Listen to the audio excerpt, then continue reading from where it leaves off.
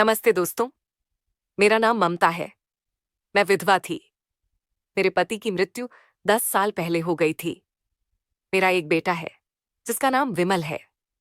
1 साल पहले उसकी शादी लता नाम की लड़की से हुई थी।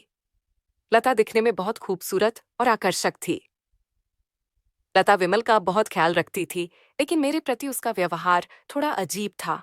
पूरी रात विमल के साथ कमरे में रहने के बाद जब लता अपने कमरे से बाहर निकलती तो वो मुझे ऐसी निगाहों से देखती थी जैसे मैं कोई तड़पती हुई औरत हूं जिसने कई सालों से किसी मर्द का स्पर्श महसूस नहीं किया हो। मेरी उम्र 35 साल थी। मेरा शरीर सुडौल और गोरा था। मैं अपनी जवानी के पूरे यौवन में विधवा हो गई थी। इसीलिए कभी कभी मेरे शरीर में ऐसा लगता था जैसे आग लग रही हो। कभी कभी मेरे दिल में एक टीसी उठती थी कि कोई मर्द की मजबूत बाहें मुझे जकड़ लें ताकि मेरे शरीर का हर अंग टूट जाए। इसीलिए मैं अपनी बहू लता से ईर्ष्या करती थी। पिछले कुछ महीनों से गांव के जमींदार का बिगड़ैल बेटा रोहित मेरे पीछे पड़ा हुआ था। मैं जब भी खेत में जाती तो वो मुंडेर पर बैठ जाता और मुझे देखता रहता। सच बताऊं तो मुझे भी ये सब अच्छा लगता था और मैं जानबूझकर अपने कपड़े इस तरह ढीले छोड़ देती थी कि मेरे उभार दिखें। वो मेरे जिस्म का दीवाना था। मुझे भी उसे देखना अच्छा लगता था, पर गांव और समाज की शर्म के कारण मैं उसे नजरअंदाज करती रहती। पर रोहित को दीवाना बनाने के लिए ये काफी था। मैं जानती थी कि रोहित मेरे जिस्म से खेलना चाहता है। मेरा भी मन करता था, पर समाज के डर से मैं अपनी इच्छा को दबा लेती थी। एक दिन शाम का समय था और हल्की बारिश शुरू हो गई थी। मैं सोच रही थी कि जमींदार के खेत का काम निपटाकर ही घर जाऊं। मैं रोहित का इंतजार कर रही थी और रोहित भी ऐसे ही मौके की तलाश में था। उसने पीछे से आकर मुझे पकड़ लिया और अपने दोनों हाथों में संतरा पकड़ लिया। मैं छटपटाने लगी और मैंने चीखने की भी कोशिश की, पर फिर मेरा शरीर, जो बहुत दिनों से इस पकड़ का इंतजार कर रहा था, कमजोर पड़ गया। रोहित की बाहों में मुझे एक अलग ही नशा मिल रहा था। रोहित के स्पर्श से मैं मदहोश होने लगी। उसने मुझे अपनी बाहों में भर लिया और मेरे पूरे शरीर को चूमने लगा और मेरे शरीर से खेलने लगा। मुझे लगा कि जब तक मैं उसके आगोश में हूं, मुझे कोई चिंता नहीं है। फिर जब वह शांत हुआ और मुझसे अलग हुआ, तो मुझे लोकलाज की चिंता होने लगी। किसी तरह मैंने खुद को संभाला और जोर जोर से रोते हुए सरपंच के घर पहुंची और अपनी कहानी सुनाना शुरू किया। लेकिन रोहित के दबंग स्वभाव के आगे कोई भी झुकने को तैयार नहीं था। जब खबर मेरे घर पहुंची, तो मेरा बेटा विमल और मेरी बहुलता भी सरपंच के घर पहुंच गए। मैं रो रही थी, लेकिन जैसे ही मैंने लता से नजरें मिलाईं, मेरे चेहरे पर एक शैतानी मुस्कान फैल गई। गांव में बैठक हुई। सरपंच और 3 पंच इकट्ठे हुए थे।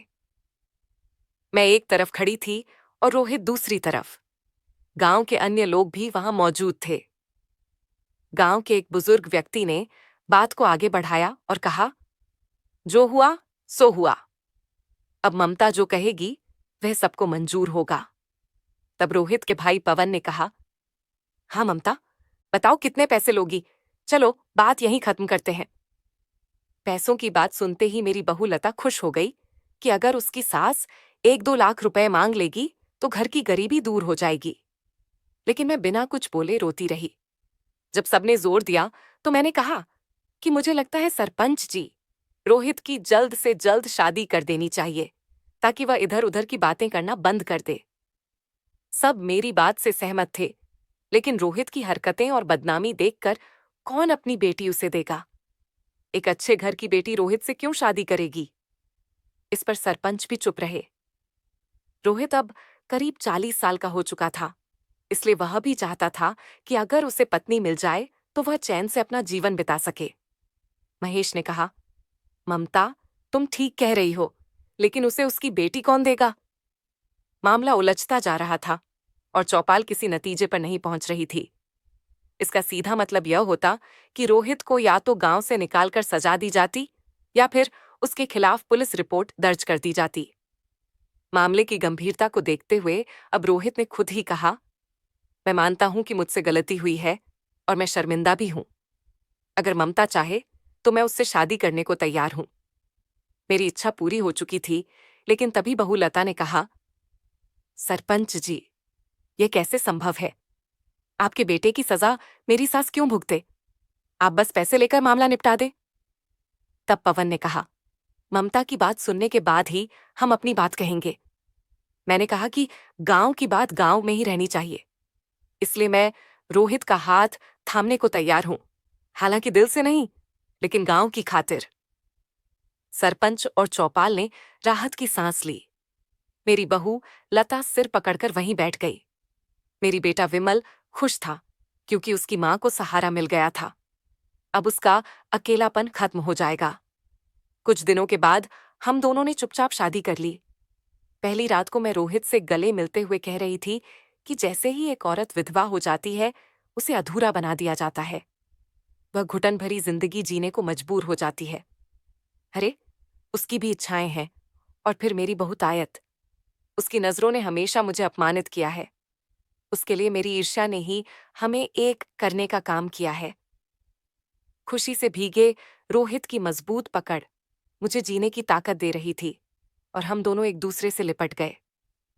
खेत में जो हुआ था, अब हुआ, लेकिन अब हम दोनों को कोई चिंता नहीं थी, क्योंकि मैं रोहित की पत्नी थी।